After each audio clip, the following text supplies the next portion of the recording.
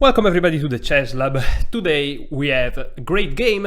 We are in the World Chess Championship 2023 Game 7. And well, ladies and gentlemen, it's another crazy game. So let's look at it. Ding Liren is playing with the black pieces and Ian Nepomnichtchi with the white pieces. So Nepomnichtchi played e4, Liren played e6, and now comes d4, d5. And if you're wondering, yes, Ding Liren played the French defense. Now, some very strong players, I can recall Nakamura for example, they consider the French defense to be a good opening, but not an excellent one, you know? So on the top level, they don't really look at it in a cool way. And you may say, why then Ding Liren played it? Well, he played the London system the last game and he won. So that's good. Okay, knight to d2 by Nepo, c5 by Ding, and now knight g2 f3. Both knights are defending both pawns. So c takes d4, knight takes d4, and here comes knight to f6, and e takes d5. So what is going on here? Black has two options. He can play e takes d5, and this will give him an isolated pawn because there are no pawns close to him to defend him, which is a weakness, but in the middle game is a potential strength. As you can see now, the bishop especially can be very active, this bishop can be very active, this knight, a short castle, and you know, just put all the pieces into the game. But Ding Liren preferred to play knight takes d5, and the reason is, you know, with correct play, and Nepomnichtchi is really good, both strategically and tactically, you know, this pawn in the end will just end up being a weakness potentially. Bishop b5 check already forces the trade of a couple of pieces for sure, and you know, it's not so easy. For example, bishop b5, bishop d7, because you cannot interpose with the knight. If you were able to interpose with the knight, that would be fine, because after bishop takes and pawn takes, you now have the hanging pawns, which are different and a little bit better than the isolated pawn. But here you have to play bishop d7. And here, you know, you can take, you can castle and still you're gonna take here, or you can even play queen to e2, and after bishop e7, you can even go knight f5, exploiting the pin, winning also this bishop over here. You're gonna trade pieces, and this pawn in the end will just be a weakness, right? So here knight takes d5 was played, and here knight 2 to f3.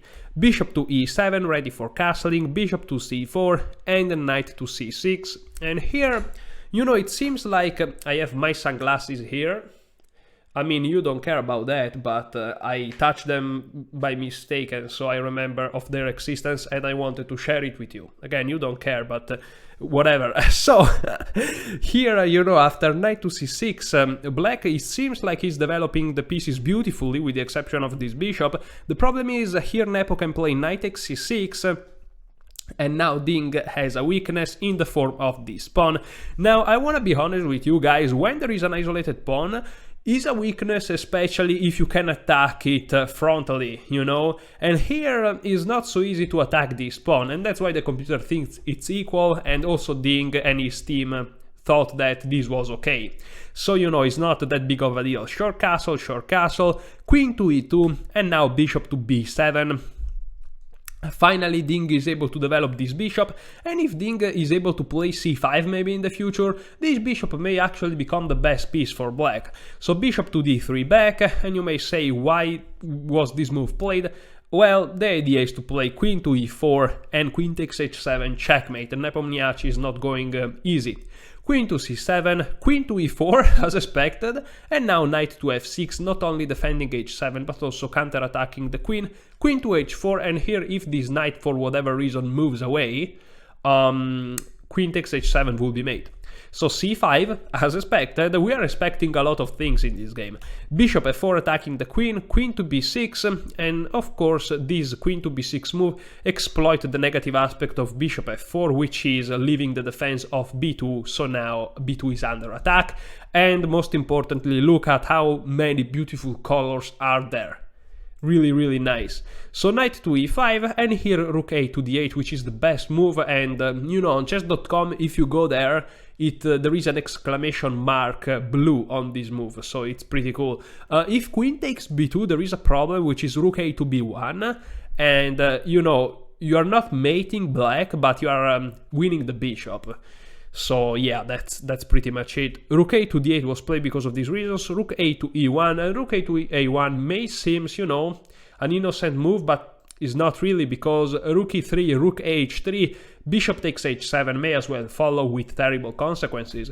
So g6 because of these reasons, bishop to g5, exploiting the negative aspect of g6. I mean, there are some recurring themes in the way that these very strong players play, right? When you make a move, they try to exploit the weakness, they try to, you know, create some threats, and they make it look easy, but it's not at all. And here the negative aspect of g6 is that the knight is no longer defended, and so you are attacking it with 2 pieces, but in blue they look stronger, right? So let's make them blue. So rook d4 was played, and a very nice move forcing queen h3, and suddenly 2 pieces are no longer attacking the knight, but only 1. And so here, you know, black can simply move the queen, ignoring the knight, because he's not threatened. b3 now, and here knight to h5. Knight to h5 is offering the trade of the bishops, and here Nepo said, go ahead, take my bishop. And here Ding decided to play bishop to d6. Now, the reason Ding didn't take is because of a crazy variations that follows here. And this variation is really nuts, but is also very beautiful, so I will show you entirely. Now, bishop takes g5 is actually the best move, but Ding was afraid of it and he didn't play it because of what follows. F takes g5, knight f4, and already it's very hard to understand why white would enter in something like that, right? So queen to h6, and here the first problem is knight takes g2 doesn't work because of bishop takes g6. And here is not easy at all to understand what's going on. This is a mate in 13 for white, so you know it's much better for white. The best move is f5, after which, you know, good luck understanding what's going on, because the queen is defending the mate and you still have a knight attacking your rook with all pieces ready to join the attack. And it turns out here white is just completely winning. But for example, if h takes g6, knight takes g6, and if f takes g6, rook takes f8 is checkmate. That's the key idea. But okay, let's say that c4 instead would have been played by black, and black needs to find this c4 move. And after c4, knight to g4 may be considered, because here there simply is the threat of knight f6 check, and after the king moves, queen takes h7 is checkmate. So here you want to play f5, and here you have to be able to calculate the knight takes f6, knight f6 check. And here if you go to h8, you are mated on the spot, and if you take, that's the best move. So Ding would, you know, was required to see up until this point, and after g takes f6, it seems like white is up material, or is doing great, but here you have to find c takes d3. The problem is not over. You also have to see rook takes f4, rook takes f4. You can also take with, after rook takes f4, you cannot take with the queen because of the mate, so rook takes f4, and here comes f7. f7 is such a beautiful move because it forces queen takes f7, because if you go to h8, you are mated once again. So queen takes f7, but now queen takes f4. And after d takes c2, black not only has to see up until this point, but he has to realize that after queen c4 attacking the pawn and bishop e4, after a check, white is forced to sacrifice back the exchange. And after f takes e4 and queen takes c2 and queen f4, according to the engine this is equal, but this is like a billion move variation, very hard and weird to see and to foresee, you know. And so because of these reasons, I mean, humanly speaking, we can understand Ding why he played bishop to d6. Because, you know, after bishop takes g5, as a human, you can foresee some tactical intricacies, but being able to be so precise up until the point that I just showed you is basically impossible. And so bishop d6 was preferred, and we can understand that. So okay, c3 attacking the rook, knight takes f4, brilliant move of the game. Ding Liren is really playing some defensive chess here. And now bishop takes f4. If you take this rook, of course, you're just hanging the queen with check, not recommended if you want to play chess good. So bishop takes f4, and after rook takes f4, it follows bishop takes e5. And after rook h4, white is up the exchange, but again the computer thinks is equal because these two bishops are really monsters. Plus this king, it doesn't seem like it, but is actually quite safe. Rook d8 was played, and now bishop to e4. You may say rook d8 is a blunder, what about rook takes h7? The problem is rook takes d3, and here you realize not only the queen is under attack, if the queen takes this rook, you're gonna lose this rook, and rook h8 with mate to follow is not working because the bishop can simply take on h8, so you're not threatening mate, that's the point. So okay, bishop e4 was played, bishop takes, rook takes, threatening the bishop on e5, and now rook to d5. Rook to d5 seems another blunder because of c4, but once again, you know, it's not so simple. What's the negative aspect of c4? Well, the negative aspect is that you are not controlling d4 anymore, and so bishop to d4 check saves the day. King h1, rook to h5, threatening some very nasty things. The only move is rook to h4, and after rook to f5, and you know, here black is slightly better, but if you are crazy enough to take this pawn, once again you are not threatening mate, very important, this bishop is a very good defensive piece. Queen f4 wins the game for black. This is crazy because you're threatening queen f1, and after rook takes wins with checkmate. The problem is, what do you do? Like, if you move the rook anywhere, you are getting mated once again. You can move, you cannot move the rook here to g1 because now you can play bishop takes g1 because rook h8 and here king g7, queen to h7, for example, king f6. And here black is fine, but the computer is even giving queen to f1 as a crazier move, and the point is that you cannot take because you are mated. And so because of these reasons, you know, you cannot go into this. That's the whole point. So rook to h4, and now follows queen to d6, improving the position of the queen. And now queen to e3, h5, g3, and so far so good, attacks the rook goes there, defend himself, and it looks like nothing is going on. Yes, black may be under a little bit of pressure, but this bishop is very powerful. The problem is I checked the time, and here Ding didn't have a lot of time, and so he started to play some weird moves. h4 is okay, but after g takes h4, you know, you cannot take this pawn, of course, because it's simply, you know, very well defended.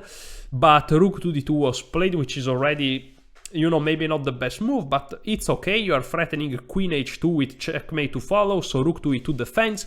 But now rook to d2 was played, and this is really a mistake, because you have to play rook to d5, very important that this pawn stay defended, and then you still are threatening potentially this pawn, you're still threatening some, I mean, not immediately, but, you know, as an idea, you're threatening some things. But here, after rook to d3, there is queen takes c5. And the problem is that now black either wins the game by checkmate, or he will lose. Because if we, for example, delete all the pieces that you see on the board, we are only left with a pawn, this is a winning endgame for white, because he has this very strong passed pawn. And this 1 against 3 is of course impossible for black to play. And so if you don't have a checkmate, black will lose, so black tries to go for it, but after king to g2, queen d3, there is rook f2, a very nice move. Not only it defends everything, but it also attacks this bishop, so king to g7, but if you're forced to play a king move during an attack, you're kinda losing a tempo, and so rook c to f4, and here white is just completely winning, because the bishop is threatened. If you move this bishop, doesn't matter where, rook takes f7 check, and suddenly you are mated.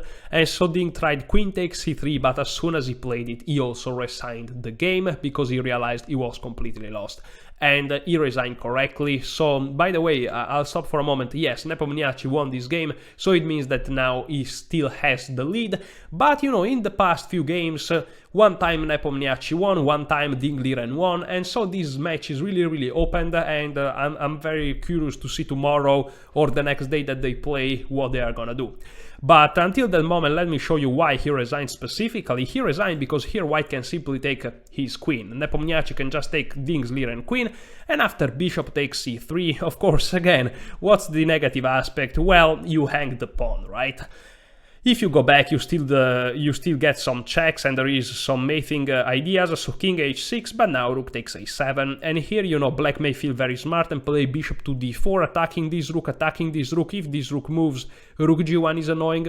The problem here, there is rook d7, right? And it's over. If you take this rook, you lose this one, and you can even grab a pawn, but after a4, this pawn will promote, and even if you're able to sacrifice this bishop for the pawn, the rook just stays behind it, grab it, and then it will promote this one, right? So there's nothing to be done on move 37 correctly. Dingley ran resigned the game, but once again, very open match, very curious to see what happened next. Thank you so much for watching, enjoy your chess.